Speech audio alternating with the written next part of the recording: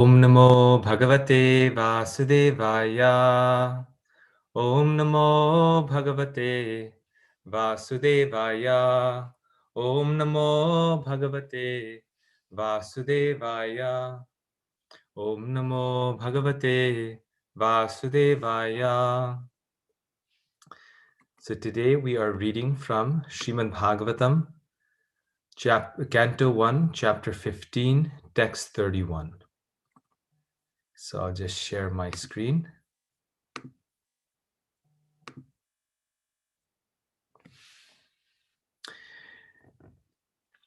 So we will read the verse. Vishoko Brahma Sampatya Sanchina Dvaita Sanshaya Lina Prakriti Nairgunyad Alingatvad Asambhava Vishoko Brahma Sampatya Sanchina Dvaita Sanshaya Lina Prakriti Nairgunyad Alingatvad Asambhava Vishoko Brahma Sampatya Sanchinnadvaita Sanshaya Lina Prakritir Nairgunyad Alingatvada Sambhava Vishoka, free from bereavement. Brahma Sampatya, by possession of spiritual assets. Sanchinna, being completely cut off. Dvaita Sanshaya, from the doubts of relativity. Lina, merged in. Prakriti, material nature. Nargunyat, due to being in transcendence. Alingatvat, because of being devoid of a material body. Asambhava, free from birth and death. Translation and purport by His Divine Grace A.C. Bhaktivedanta Swami Srila Prabhupada Ki Jai. Translation: because of his possessing spiritual assets, the doubts of duality were completely cut off. Thus he was freed from the three modes of material nature and placed in transcendence. There was no longer any chance of his becoming entangled in birth and death, for he was freed from material form. Once again, because of his possessing spiritual assets, the doubts of duality were completely cut off. Thus he was freed from the three modes of material nature and placed in transcendence. There was no longer any chance of his becoming entangled in birth and death, for he was freed from material form. Purport: doubts of duality begin from the misconception of the material body, which is accepted as a self by less intelligent persons. The most foolish part of our ignorance is our identifying this material body with the self. Everything in relation with the body is ignorantly accepted as our own. Doubts due to misconceptions of myself and mine. In other words, my body, my relatives, my property, my wife, my children, my wealth, my country, my community, and hundreds and thousands of similar illusory contemplations cause bewilderment from the conditioned soul. Cause bewilderment for the conditioned soul. By assimilating the instructions of the Bhagavad Gita, one is sure to be released from such bewilderment, because real knowledge is knowledge that the Supreme Personality of Godhead, Vasudeva, Lord Krishna, is everything, including oneself. Everything is a manifestation of his potency as part and parcel. The potency and the potent are non-different, so the conception of duality is at once mitigated by attainment of perfect knowledge. As soon as Arjuna took up the instructions of the Bhagavad Gita, expert as he was, he could at once eradicate the material conception of Lord Krishna, his eternal friend. He could realize that the Lord was still present before him by his instruction, by his form, by his pastimes, by his qualities, and everything else related to him. He could realize that Lord Krishna, his friend, was still present before him by his transcendental presence in different non-dual energies. And there was no question of attainment of the association of the Lord by another change of body under the influence of time and space. By attainment of absolute knowledge, one can be in association with the Lord constantly, even in his present life, simply by hearing, chanting, thinking of, and worshiping the Supreme Lord. One can see him, one can feel his presence, even in this present life, simply by understanding the Advaya Jnana, Lord, or the Absolute Lord, through the process of devotional service, which begins with hearing about him. Lord Chaitanya says that simply by chanting the holy name of the Lord, one can at once wash off the dust of the mirror of pure consciousness. And as soon as that dust is removed, one is at once freed from all material conditions.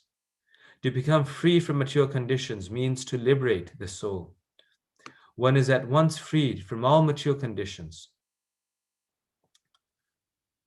To become free from the material conditions means to liberate the soul.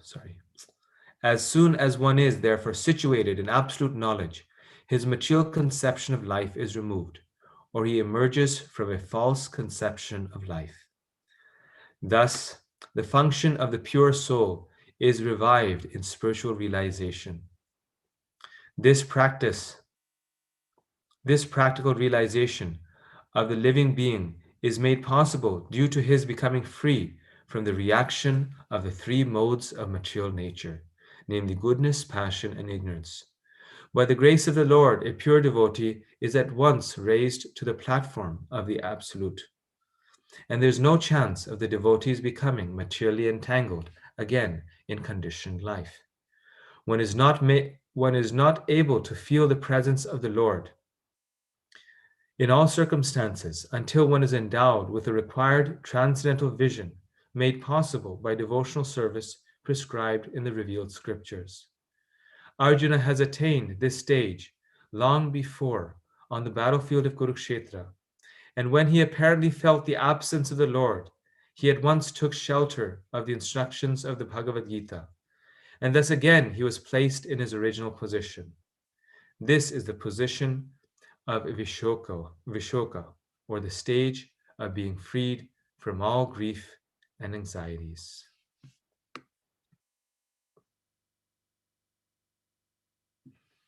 Because of his possessing spiritual assets, the doubts of duality were completely cut off. Thus, he was freed from the three modes of material nature and placed in transcendence. There was no longer any chance of his becoming entangled in birth and death, for he was freed from material form. Om Jnanam Timirandhasya Jnananjana Shalakaya Chakshurunmilitam Yena Tasmai Shri Gurave Namaha Shri Chaitanya Manobhishtam Stapitam Yena Bhutale Swayam Rupa Kadamayam Dadati Svapadantikam. Hare Krishna. Thank you very much, everyone, for joining. Thank you for this opportunity to read and discuss Srimad Bhagavatam. So this is a very beautiful verse and a very important purport. And in this verse, Srila Prabhupada covers many different points. So it was a little difficult to think about what to discuss, because Srila Prabhupada really actually summarizes our entire philosophy. And so many wonderful points are being made. One of the themes of this verse is that Srila Prabhupada is saying that we must become free from duality, or free from the feeling of difference. So what does this mean? Srila Prabhupada and the Bhagavad Gita continuously tell us, over and over, they tell us that we are not the body, but we are the spirit soul. We're not this body, but we're the spirit soul. We are not matter, but we are spirit. So the Bhagavad Gita and Srila Prabhupada are continuously teaching us duality. They tell us that our very problem is that we think that everything is matter, everything is material. I am this body, I am this home, I am my, all of these things. Rather, we should see the difference. We should see the difference between the soul and the body. So on one hand, they're teaching us duality. But on the other hand, here in this verse, it's being said that we should become free from duality. So how is it possible that we can do both? How is this possible? And this is what Srila Prabhupada is explaining here in this purport. Where in the first paragraph of the purport, if we read it carefully, it almost seems like Srila Prabhupada is speaking Mayavad philosophy. See this sentence here. Prabhupada says, by assimilating the instructions of the Bhagavad Gita, one is sure to be released from such bewilderment, because real knowledge is knowledge that the Supreme Personality of Godhead, Vasudeva, Lord Krishna, is everything, including oneself. So this is what the Mayavadi philosophers also say, right? That everything is God, everything is Narayan, everything is Brahman, including ourselves. We are also Narayan. And therefore, Srila Prabhupada describes how the Mayavadi sannyasis, they refer to one another as Narayan, oh Narayan, because at the stage of sannyas, they feel that they are Brahman realized. And so now that they're Brahman realized, they have become Narayan. They're Brahman in individual form. So how do we reconcile these things? How do we understand how Srila Prabhupada is speaking differently from what Mayavadi philosophers say? And that is explained in a few different places in the Bhagavad Gita. Srila Jiva Goswami, in his philosophy of Achintya Bheda Bheda, has also explained this. And there's another verse in the Gita where Srila Prabhupada in the purport, he tells the same thing. He says, everything is Krishna. This world is Krishna. All these planets are Krishna. I am Krishna. You are Krishna. Everything is Krishna. So how to understand this? So the way we understand this is that Krishna is eternally individual, and in his abode, he is present in his Golok Dham. He's performing his pastimes. And Lord Krishna is the Samam Bonam. He is the original personality of Godhead. And by his potency, by his energy, the Lord pervades this entire universe. Right? By his energy, by his Shakti, Krishna is pervading this entire universe. And so the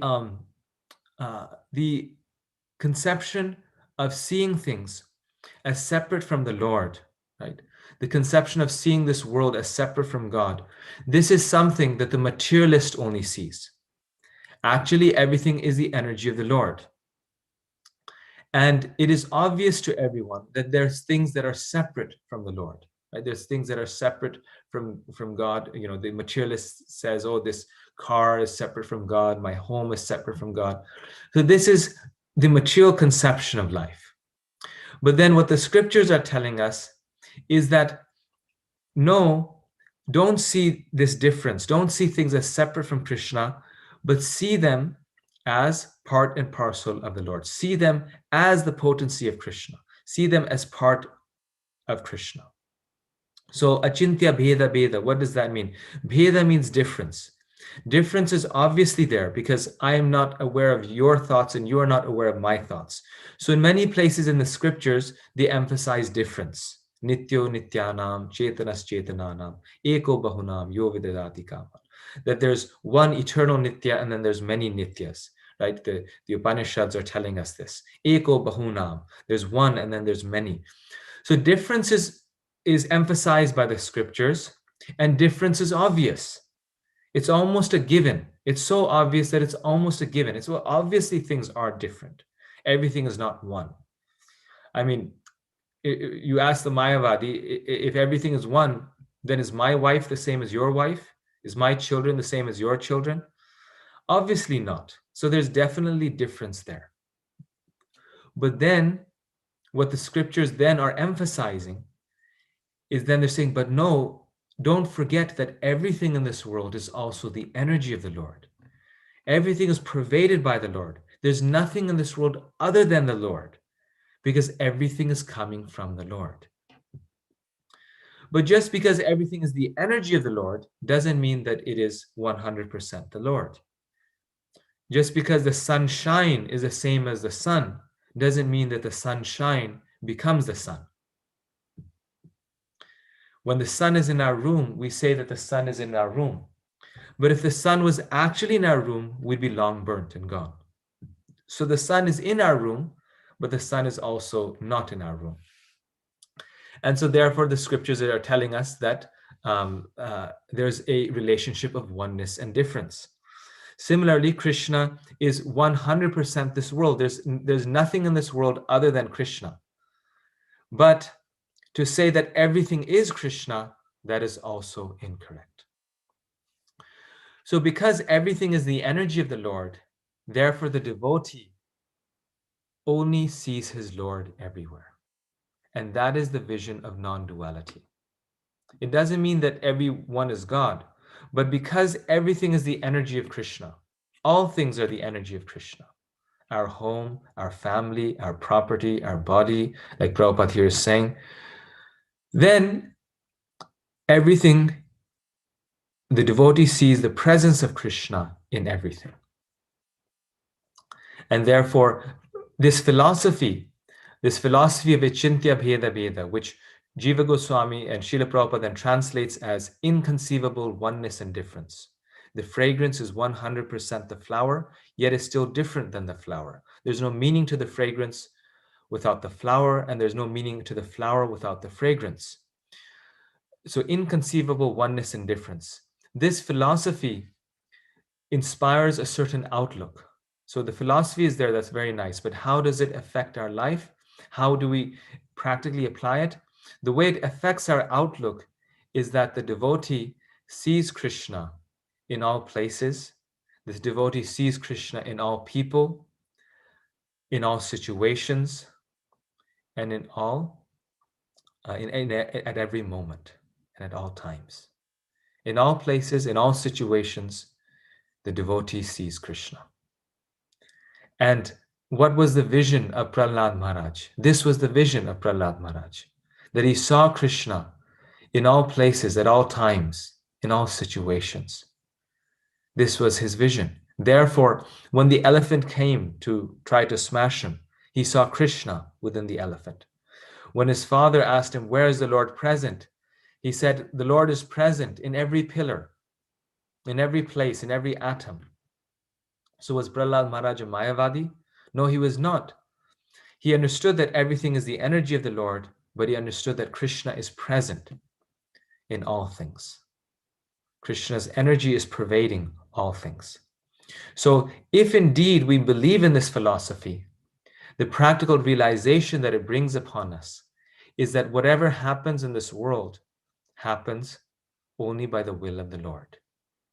Whatever comes to us, whatever situation happens, it is not the person that is causing the situation, but it is the Lord that is causing the situation.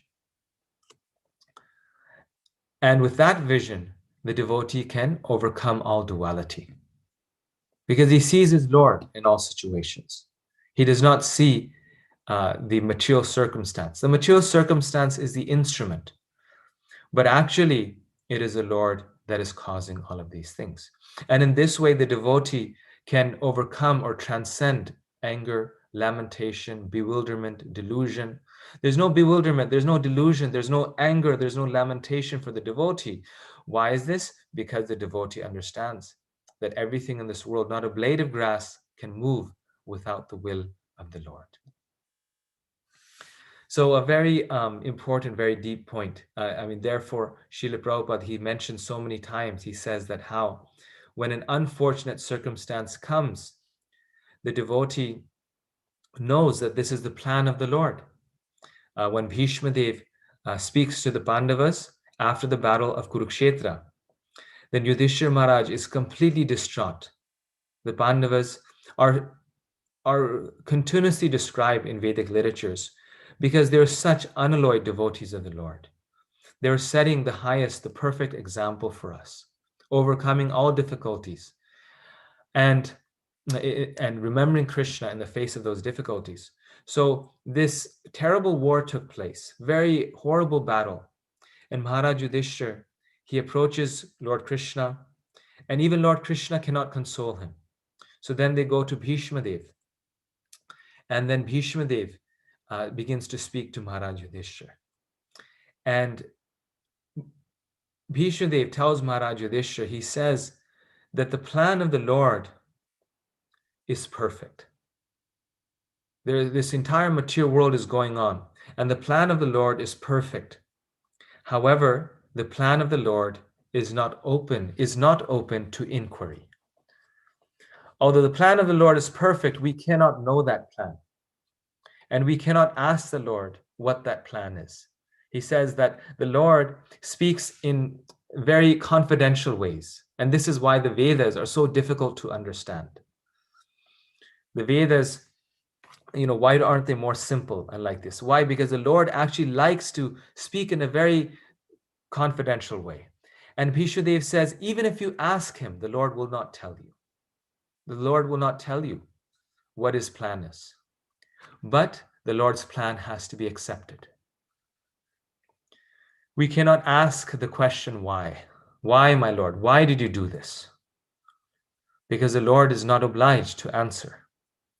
The plan of the Lord is perfect. The devotee knows that it's perfect and therefore surrenders to that plan.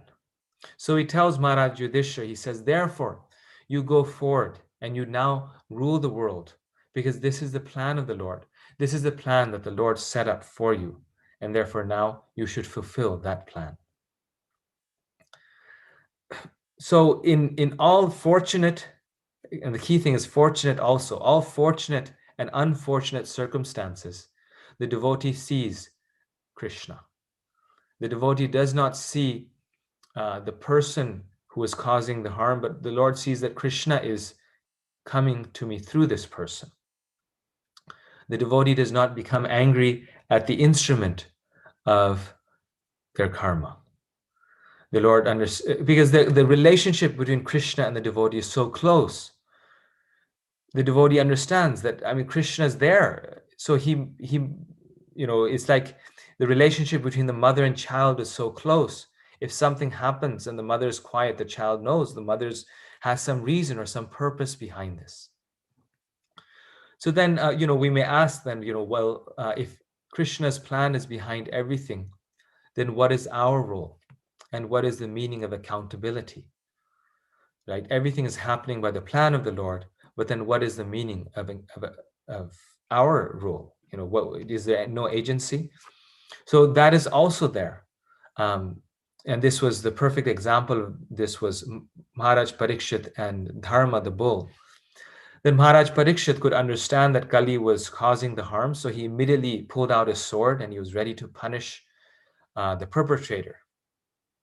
But at the same time, it's important to realize that although we have our free will and the devotee acts very justly and the devotee, still works according to the rules of this world, still, in spite of our good efforts, if things do not change, and in spite of, all good intentions, if things are still not good, the devotee understands that there's a higher plan of the Lord. You see, so the devotee does his duty, but the devotee understands that no, there's still the plan of the Lord. There's still Krishna behind it. So I must do the right thing. Krishna wants me to do it. And this is Krishna's instruction. Like Maharaj Yudhishthira had to rule the world. But Krishna is also in charge. I'm doing my duty under Krishna's instruction. And at the end, everything will happen according to Krishna's plan. Like Srila Prabhupada said, he said, I have my plan, you have your plan, but Krishna has his plan. And guess whose plan wins? Right? It's Krishna's plan. So this is what it means practically. In terms of our day-to-day life, in terms of practical application of bhakti, this is what it means not to see duality. It means to see Krishna in all things and therefore fully depend upon him. The devotee depends on his mercy.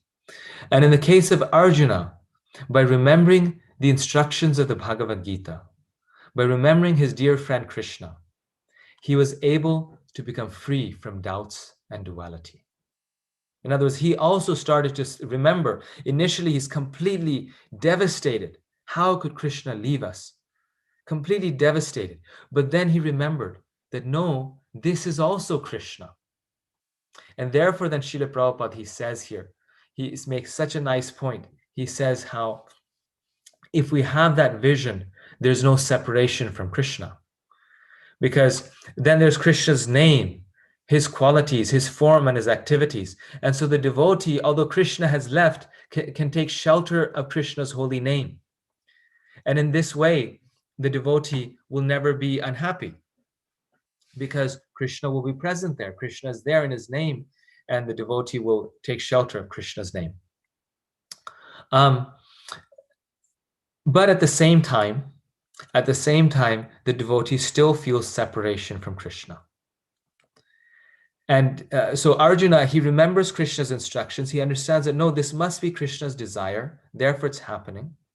But at the same time, he will still feel separation on his being on the account of his being a pure devotee. So how is this possible?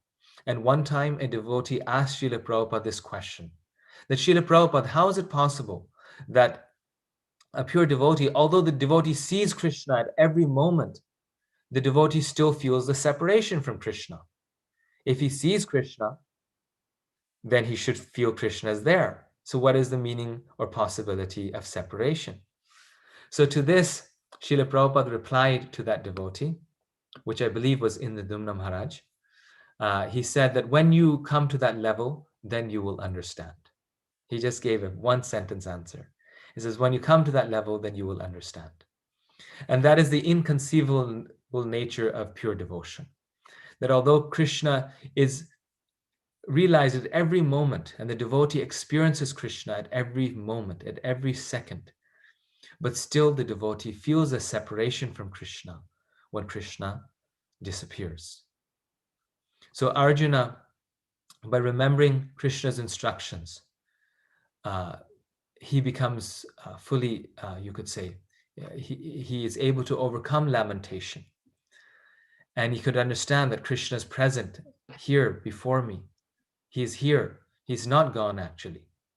Yet at the same time, Krishna will still feel the separation. The similar situation is with the gopis of Vrindavan, right? The gopis of Vrindavan, they were always in touch with Krishna, and Krishna never leaves Vrindavan. In fact, he never even left. Yet they're always crying out of separation from Krishna. And that is inconceivable. That is achintya. How is that possible? But it is possible.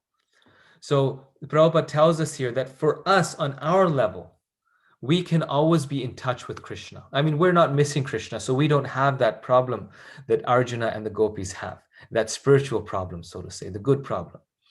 The gopis, they say that our problem is not how to remember Krishna. Our problem is how can we forget him?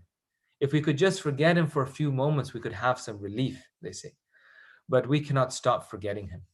So, but for us, Prabhupada is saying that we can always be in direct touch with Krishna if we give up this feeling of duality, if we give up this feeling that there's something separate from Krishna, and if we continuously chant his holy names, if we continuously are in touch with Krishna by serving Krishna, by chanting his holy names, by being absorbed in Krishna, then we can always be in touch with him. Now, here Prabhupada makes a specific point, and actually the Srimad Bhagavatam in the translation is making this point, that Arjuna was able to overcome lamentation because he possessed spiritual assets. Because of his possessing spiritual assets, the doubts of his duality were completely cut off. So Arjuna, behaving like an ordinary person like us, again, he's a pure devotee of the Lord. He has no duality. This is again a pastime. There's no question of him being in a state of delusion or in a state of, you could say, material ignorance. But in his acting, in his behaving like an ordinary person, he's now able to remember Krishna because of his spiritual assets. So a very instructive point is here, that we can only remember Krishna and we can only overcome lamentation when we develop spiritual assets.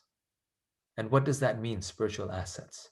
It means we cultivate, or we have performed devotional service to Krishna and the devotees, where we have performed our sadhana, or we have performed seva to the devotees of the Lord. These become our spiritual assets. And the more we get these spiritual assets, the more we become self-realized, the more we are able to overcome difficulties. It's described in the Srimad Bhagavatam that the cowherd boys, they were able to play with Krishna because they had heaps of pious activities. This is a verse in the 10th canto. That these cowherd boys, they're able to play with Krishna because they had accumulated heaps of pious activities. So I once asked Giriraj Maharaj, I said, what does this mean, heaps of pious activities? I mean, were they, very pious, very charitable? And he said, pious activities in this context, which Srila Prabhupada also says, means devotional service. Devotional service is the ultimate pious activity. So because they had cultivated heaps of devotional service, then one day they were able to play with Krishna. The gopis were able to dance with Krishna. And this is a very beautiful point.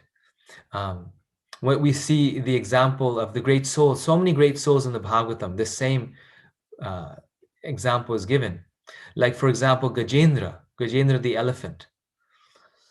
In his previous life, he was a great king, Maharaj Indradumna, and I believe that was the name of the king. And he was a great devotee of the Lord, but because he was cursed by a sage, he became an elephant. And due to becoming an elephant, he was in a state of ignorance. His body and his, the elephant of body was a state of ignorance. And he was, enjoying with his many wives and enjoying being the king of the forest as Gajendra, the king of elephants. And when the crocodile bit his foot, when he goes into the river and the crocodile bites his foot, then he's in a state of intense pain. And for 1,000 years, he fights with this crocodile. So his realization or spiritual nature does not come very easily. For 1,000 years, it doesn't come immediately. He fights with this crocodile. Imagine the pain and suffering, fighting with someone for 1,000 years and bleeding also. And then after 1,000 years, Gajendra revives his spiritual consciousness and he remembers that, oh, I'm a devotee of the Lord. And then he offers prayers and he calls out to Lord Vishnu.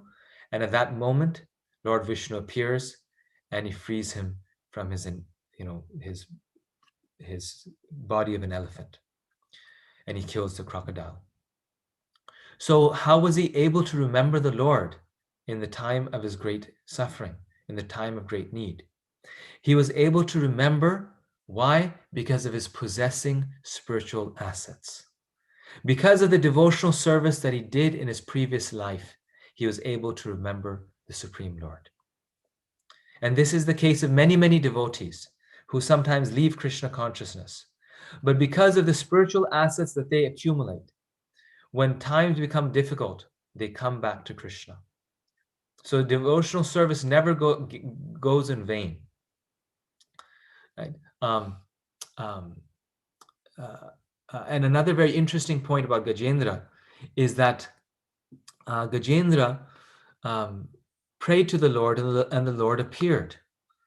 And we also pray to the Lord when we are in difficulty, but the Lord does not appear. And so the question comes is, why does the Lord appear when Gajendra calls out to him? But he did not appear when we called out to him. And the reason is because when Gajendra prays to the Lord for help, when Gajendra calls out to the Lord, Gajendra is not calling out to the Lord to become free from the bite of the crocodile. He's not calling out to the Lord to get relief from material suffering like we do. Oh Krishna, please help me. Save my money, save my family, save my, my material life. Rather, when he's calling out to the Lord, he's saying, oh Krishna, I'm done with this material life. After fighting for 1,000 years with the crocodile, he becomes disgusted with the material world. And he says, I'm done with this material life. Oh my Lord, please come and take me out of material existence. Right? He doesn't ask for freedom from suffering. He says, freedom from material existence. Please take me under your shelter. I don't want this material life anymore. And when we make that prayer sincerely to the Lord, we are still interested in material life. You see, we have still material desires and gratification. But when we make that prayer to the Lord, and we're 100% convinced, I don't want material life anymore, then Krishna appears. Srila Prabhupada says that even if we have 1% desire to enjoy this material world, we won't go back to the spiritual world.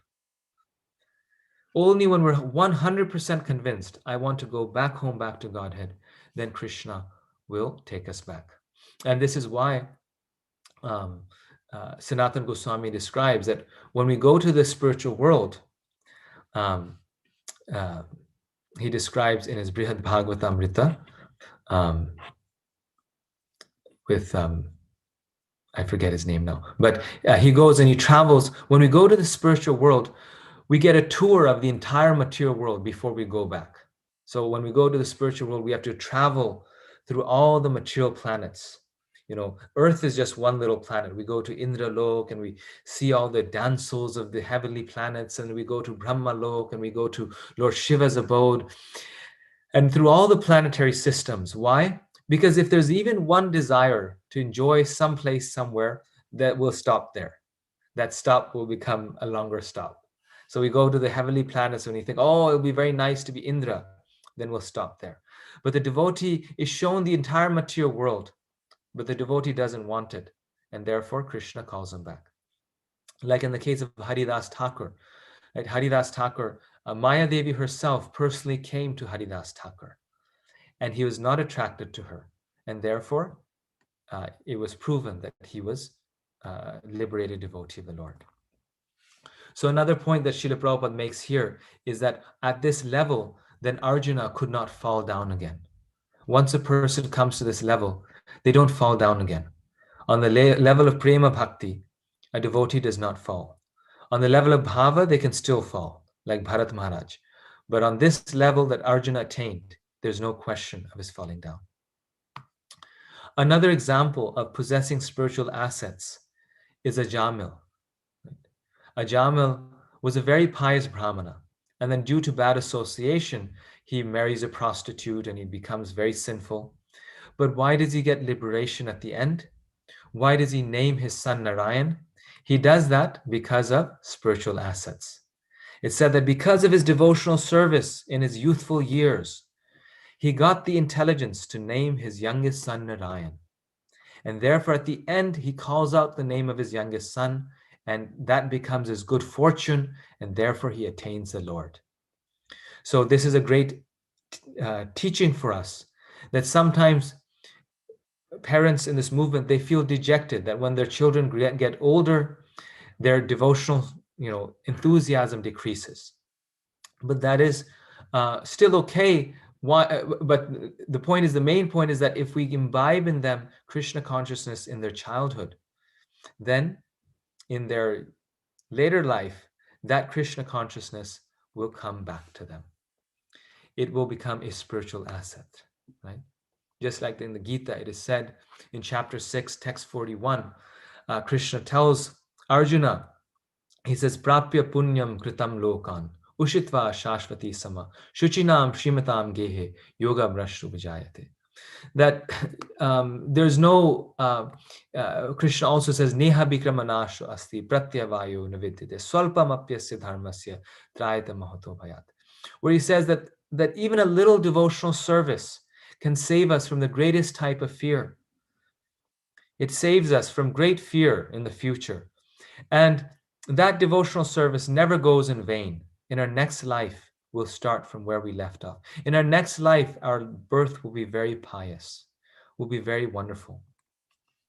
So here in this text, it's being said that Arjuna, all of his devotional service to Lord Krishna, came and became a great asset. And therefore, he was able to overcome all lamentation, all difficulties, due to the strength of his devotion. So the Srimad Bhagavatam, it gives us a solution to overcome lamentation, overcome difficulty, which Arjuna is facing here. And that solution of the Bhagavatam is devotional heroism. It's devotional heroism. We have to become a hero, but a devotional hero, that by the strength of bhakti, we can overcome all difficulties. The devotee overcomes all problems by the strength of their devotion. That whatever happens in this world, whatever comes my way, good, bad, life or death, by the strength of bhakti, by devotion to Lord Krishna, I will overcome these difficulties. And the reason I'm actually focusing on this point, sort of making it the theme, is because on this chapter, Srila Prabhupada has given quite a few lectures. And Srila Prabhupada actually quotes, or actually points this point out. He specifically makes this point in his lectures. Because the Pandavas, their life is one of difficulty. At every stage, they went through every difficulty in the world. Although they were great, great, powerful men in this world, but they had nothing but difficulty in this world. And how were they able to overcome this difficulty? They were able to do it only by the strength of bhakti. And particularly, Srila Prabhupada quotes this beautiful song by Bhaktivinoda Thakur, which many of you might have heard, Manasa Deho Geho, right? Manasa Deho Geho Yo Kichu More, Arpilo Tuapade Nanda Kishore. And in the third verse of this song, Bhaktivinoda Thakur, he says, Maro bi Rakobi Yo Icha Tohar, Nityadas Pratitua Adhikar. So Srila Prabhupada actually quotes this verse. He says that this is the mood of a devotee. Slay me or protect me as you wish, for you are the master of your eternal servant. Of course, this is easier said than done. It's not easy when to take shelter of Krishna in that way, but that is the goal. That is the goal that we are trying to reach. And this goal is possible only by accumulating spiritual assets. So therefore, Srila Prabhupada has told us that every day, not just when we're in distress, but also when things are good, we should serve the Lord very intensely. Tivrena bhakti yogena. Very intensely, we should serve the Lord. Why? Because when things are not good, that bhakti will become our asset. Then that will become our spiritual asset. So today also is Rath Yatra Day in Puri. So this actually connects very nicely with this point, because this is actually the story of Lord Jagannath also. It is love and separation. That when the Lord is not present, then how intense our love for him should be. The residents of Vrindavan, they go to Kurukshetra and they try to pull the Lord back to Vrindavan. Because why? Because they are in such separation from the Lord. And the Lord, while being in Dwarka, is in such separation from his devotees. And therefore he gets big eyes and his arms go inside and he feels this spiritual ecstasy. And also the story of his appearance also is the story of a great king, Maharaj Indradumna, who was always searching for the Lord. He was such a great king, but he wanted to see the Lord. He didn't care for his kingdom. His only purpose, only desire was, where can I find the Lord? And then one great Brahmana one time comes to his assembly and he tells Maharaj Indradumna, he says that the Lord has been found. The Lord is on Mount Niladri. And there, as Lord Nila Madhav, he is being worshipped. And the Lord must be there, he says, because even the demigods come to that place to find the Lord and to worship him. And Maharaj Indradumna, the moment he hears this, he says, I must go and see, where's Lord Nilamadhav, where is he present? So then he sets out and he goes to that mountain. But when he goes to that mountain, he cannot, well, when he tries to search for the Lord, he cannot find him. And so therefore he sends his closest minister, Vidyapati, right? Vidyapati. And he sends Vidyapati to go and search for the Lord. And then Vidyapati, he finds this mountain, Mount Niladri. But this mountain is so great, it is so large, he cannot find where the Lord is. And therefore, in order to fulfill the purpose of the Lord, he marries Vishwavasu's daughter, because he can understand that Vishwavasu is the servant of the Lord. And so if he becomes a family member, he'll find a way in. He'll find out where the Lord is. And so he marries the daughter. And then one day, his father-in-law, Vishwavasu, takes him to meet Lord Nilamadhav. And he takes him on the condition that he'll go blindfolded, that Vidyapati will go blindfolded, to which he agrees, so that Vishwavasu is afraid that if someone else knows the path to Lord Nilamadhava, someone else may find him and then serve Nilamadhava. We are generally trying to avoid service, but Vishwavasu was so attached to his service to Nilamadhav that he didn't want someone else to get that service. And so Vidyapati goes blindfolded, but in order to know the path, he drops mustard seeds on his way to Lord Jagannath, on his way to Lord Nilamadhav. And so therefore there becomes a path by which the path to the Lord can be found. So in this way he tricks Vishwavasu. After this happens, then Vidyapati immediately returns to King Indradumna, and he says that I have found where the Lord is. And beautiful Lord Nilamadhava is so beautiful. His beauty is unimaginably beautiful. So now we can go there. So with Indradumna and all the army and everything, they all go to the mountain Niladri to see Lord Nilamadhav. And when they reach the temple of the Lord, then they see that Lord Nilamadhav has disappeared. And Vishwavasu is there weeping because the Lord has disappeared. And so then in this way, King Indradumna, he, for the rest of his life, he is weeping in great separation, that where has Lord Nilamadhav gone? And he's about to give up his life, but at that moment, Narad Muni comes and he tells Indradumna, he says that, no, the Lord has disappeared, but now he will come as Lord Jagannath. And therefore now you should arrange for the inauguration of the temple of Lord Jagannath.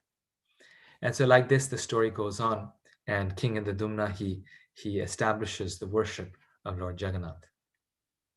So the point being that the devotees of the Lord are always feeling separation from the Lord. We should always try to cultivate that feeling that, where is my Lord? That I'm not seeing the Lord, and this is a problem. This was similar to what Maharaj was speaking about, indifference, right? That for us, the Lord is not there, and it's okay. Krishna is not there, that's fine. But we should feel that no, Krishna is not there. Where is he? We should not be indifferent to the Lord. Where is the Lord? The devotee is always feeling this separation from the Lord. And when we are continuously seeing Krishna in all places, in all things, in all situations, then Krishna will always be present in front of the eyes of the devotee. So I will stop at this point, and please forgive me for my mistakes and overlook my faults. And I hope we can now discuss further. Hare Krishna, Gopal Hari Prabhu, please accept my humble obeisances. All glories to Srila Prabhupada. Hare Krishna. So many wonderful points and a lot to digest. Just one question. it's quite obvious that when one has to come to that point of not even having a trace of material attachment to go back to Godhead. One must truly aspire for Krishna and nothing else. And you were pointing out Gopakumar's journey, and it could be the same for any living entity as well. But in Uddhava Gita, the point Krishna makes, the three modes of material nature, it works under his control. And he says, designating the living entities as conditioned and sometimes granting them liberation. So the same living entity is conditioned or sometimes liberated, conditioned or liberated. And so how does these two things come together? That, you have to be completely attached to Krishna without any interest in anything that is material to go back. And yet he's saying that sometimes the living entity is conditioned and sometimes liberated because of the modes. Yes. So, that's a very nice point, Mataji. And see, Krishna says in the Gita, Daivi Hirsha Gunamayi Mama Maya Duratya. Krishna tells us that the modes of material nature, which is composed of the modes, is his divine energy. It is his own energy. And therefore, we cannot overcome this energy.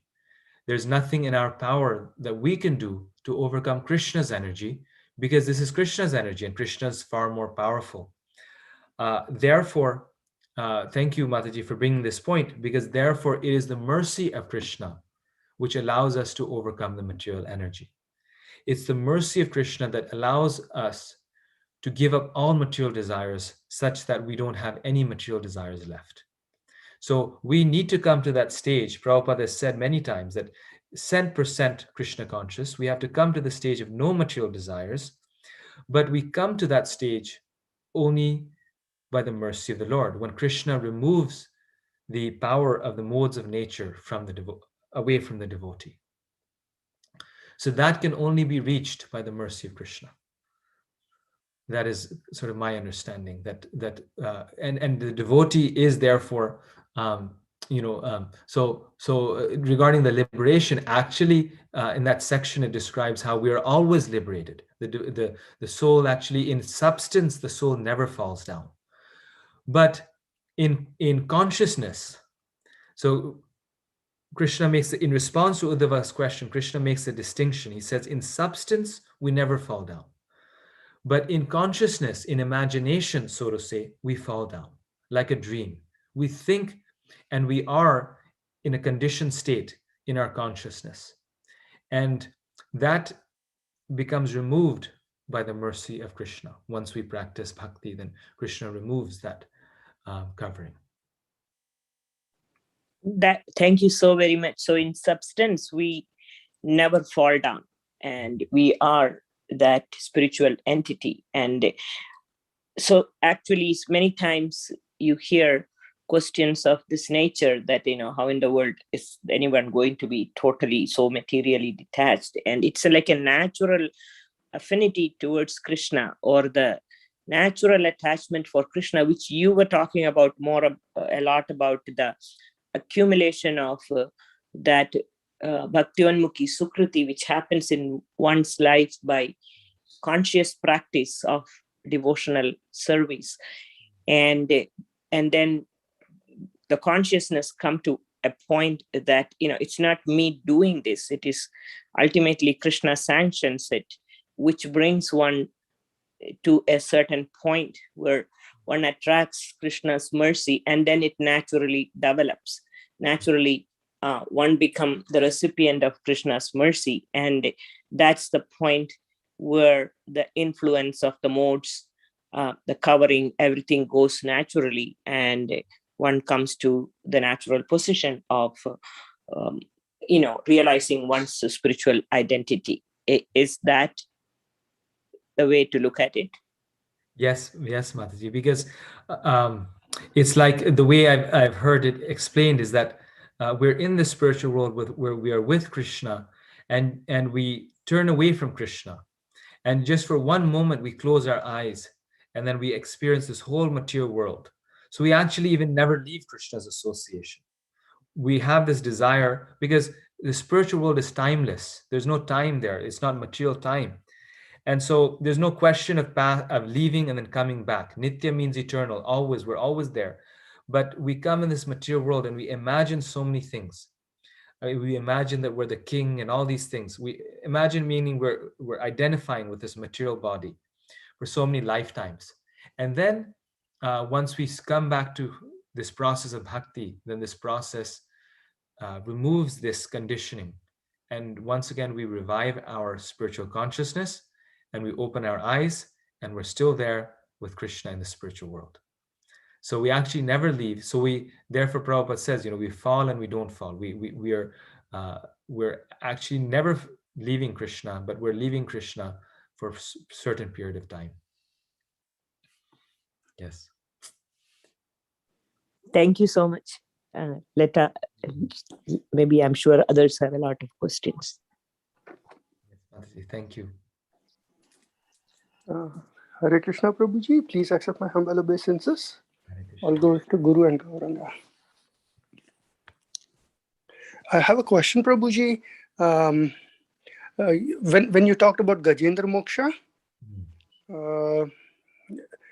yes, the mood of Gajendra or the conscious of Gajendra at that point of time was liberation, or he wanted to, give up all the bodily consciousness and, serve the Lord. However, what was the mood of the crocodile? Because I hear in certain discourses that the crocodile also got liberated. Yes. So could you please expand on that a little bit, Prabhuji? Yes. So the crocodile was, to my knowledge, had less sukriti than the elephant, because the crocodile, I forget, is some demigod. They become cursed to become a crocodile. But the crocodile, as a crocodile, was acting according to its nature, like very much like the elephant was acting according to its nature for 1,000 years. But the crocodile did not get the realization, okay, now it's time to surrender to Krishna. But when Krishna comes and kills the crocodile, then, whenever someone is killed by the Lord, they become liberated. So then they understand, oh, this is my spiritual consciousness. So both the crocodile and Gajendra, at the end, they get the same result. They are both blessed by the Lord, and they both get liberation. But the elephant's sukriti, Gajendra's sukriti, was, one could say, more. In other words, he was remembering the Lord in his time of difficulty, and therefore he took that lotus flower and he offered it to Lord Vishnu. So, like Maharaj Bharat, he became a deer, but he could remember his past life. So this is the sukriti, this is the past bias credit, that according to the intensity of our devotional service, the devotee may reincarnate in the form of an animal, but the devotee never loses sight of the Lord. Thank you so much, Prabhuji. Hare Krishna. Hare Krishna.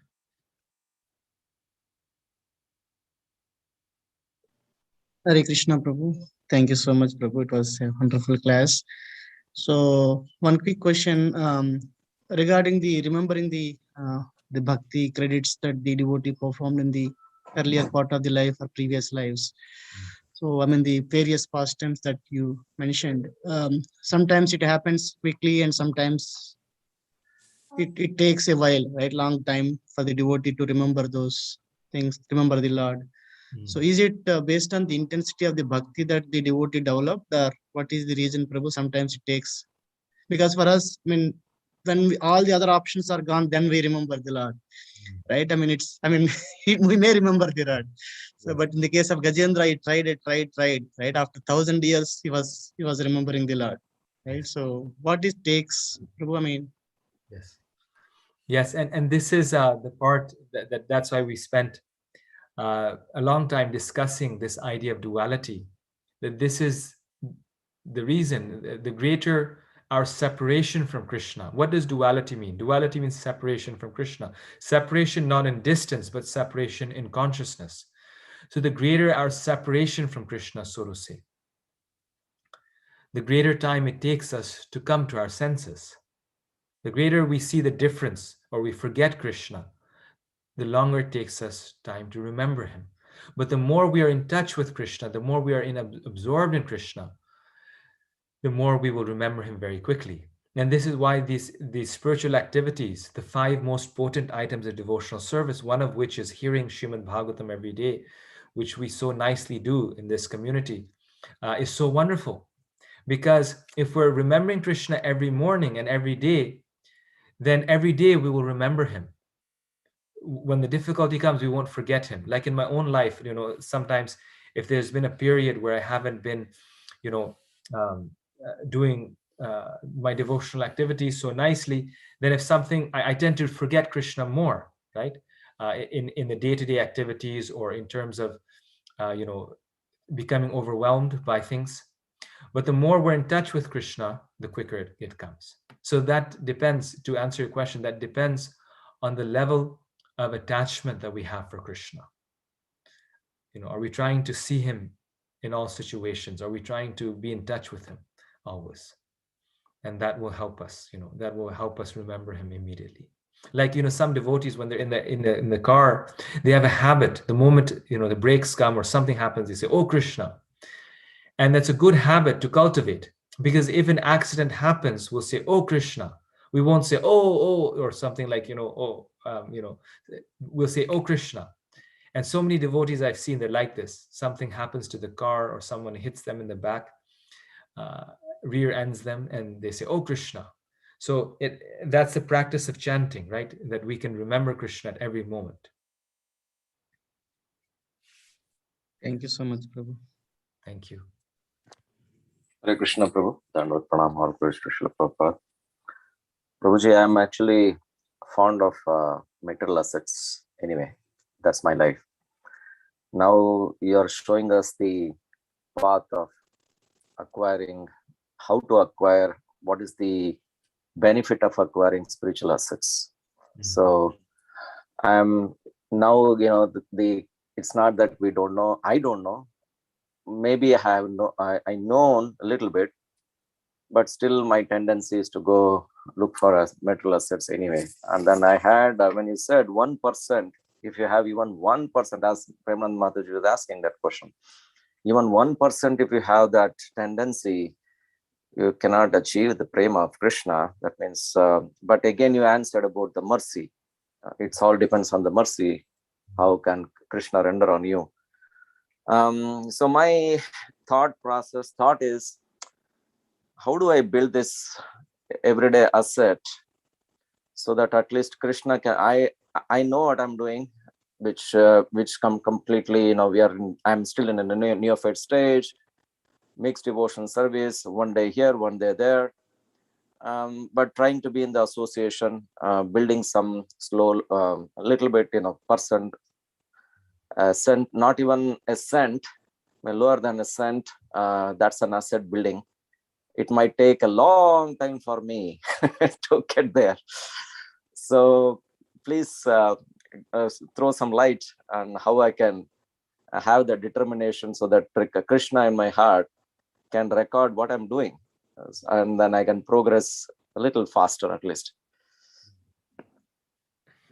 So Prabhu, thank you for this comment, because it's very relevant for all of us.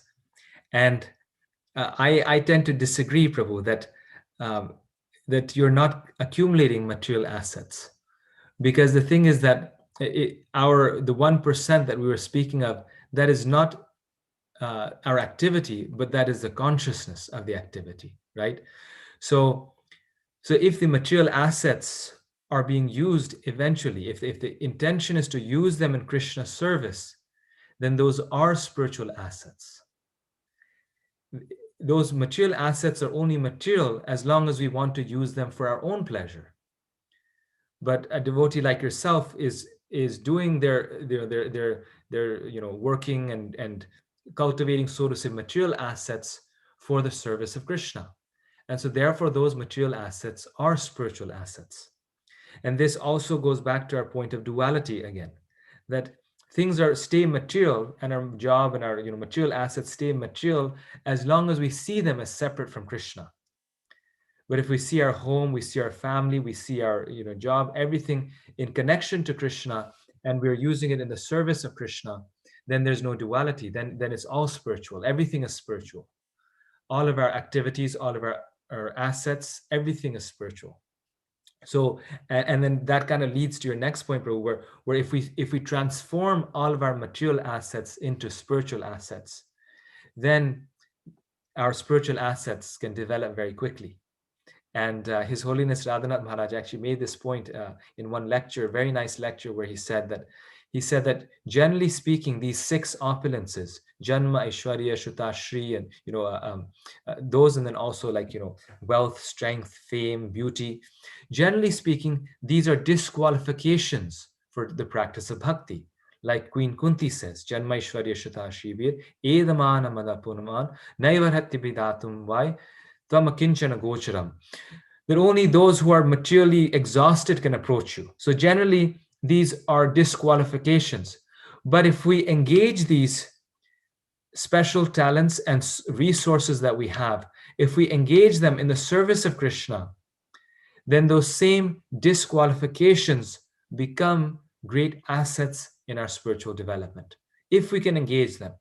So if say someone is very wealthy, it's a disqualification. Even Jesus Christ, he said, to make a rich man go back to Godhead is like putting a camel through the eye of a needle. But that same wealthy person, like Ambarish Prabhu, Alfred Ford in our movement, if they engage that in the service of Krishna and they're building this beautiful Mayapur project, then that becomes the greatest asset.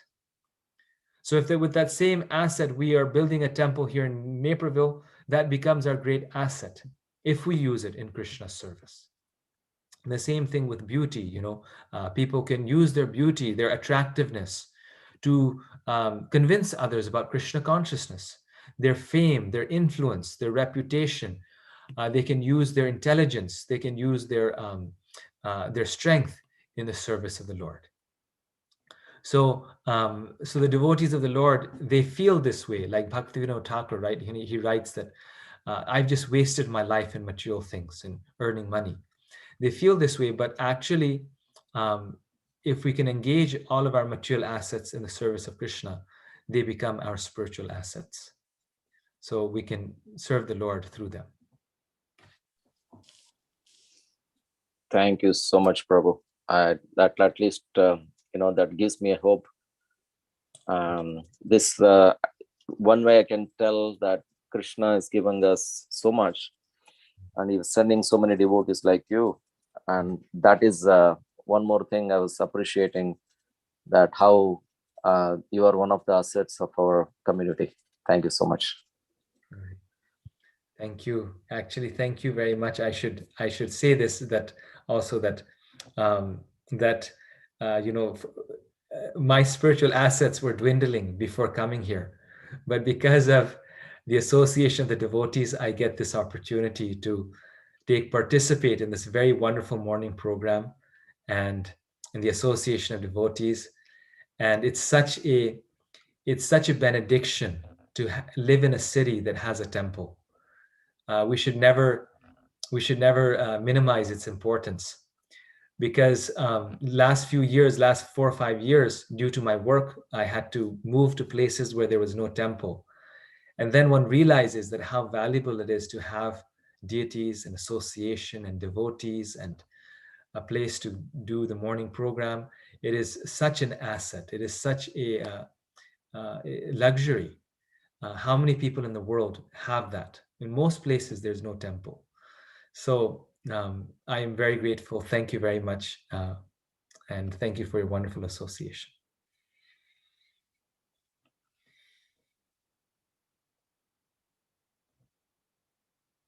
So I think Hare Krishna Prabhu. I have one question. So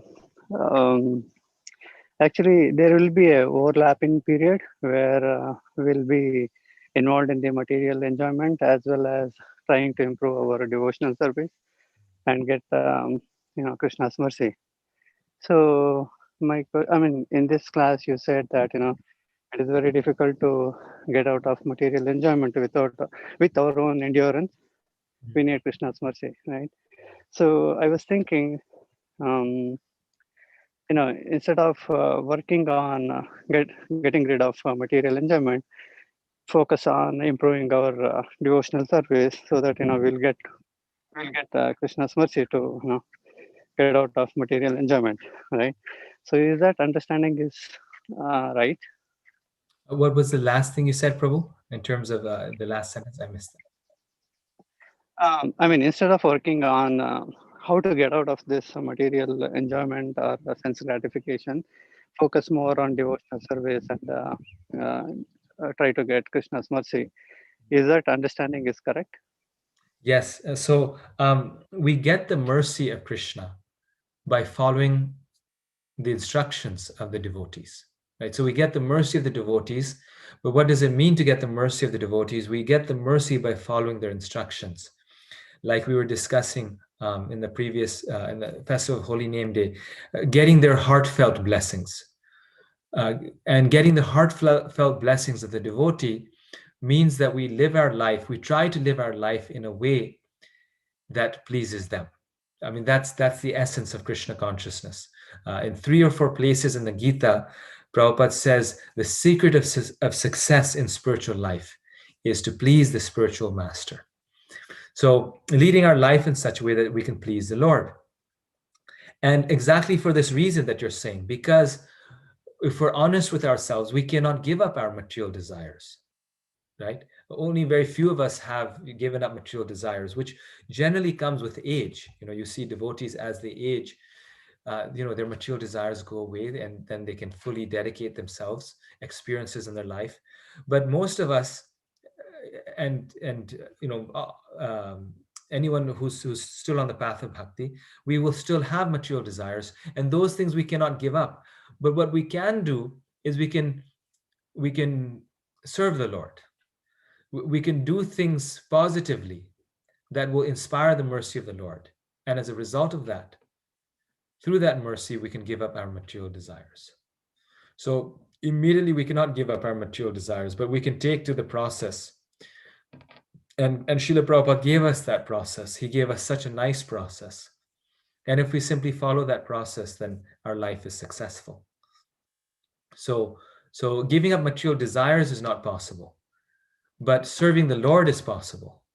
And when we serve the Lord, then automatically it goes away. Shunvatam Sakatha Krishna Punya Shravana Kirtana Hridyantastu Badrani Vidonoti Suhritsatam Nashtra Prayeshu Badreshu Nityam Bhagavata Sevaya Bhagavati Uttama Shlokir Bhaktir Bhavati Naishtaki. That by continuous service to the Bhagavata, book Bhagavata, and the person Bhagavata, the devotee, all that is troublesome to the heart is removed. So by service to the devotee and the Bhagavata, all that is troublesome to the heart is removed. That means that by doing the positive things, the negative things are removed. It doesn't say that we have to remove these desires. That won't work. Just like to remove the scales of a serpent are not possible. But over time, the serpent naturally sheds them. In the same way, when we engage in the process of bhakti, then automatically those material desires get reduced. So Prabhupada, the beautiful thing about this process is that Prabhupada gave us a positive process. He told us what to do, not so much what not to do. Thank you, Prabhu. Thank you. So I think we can stop here. Thank you very much for your very kind attention. Srimad Bhagavatam ki jai.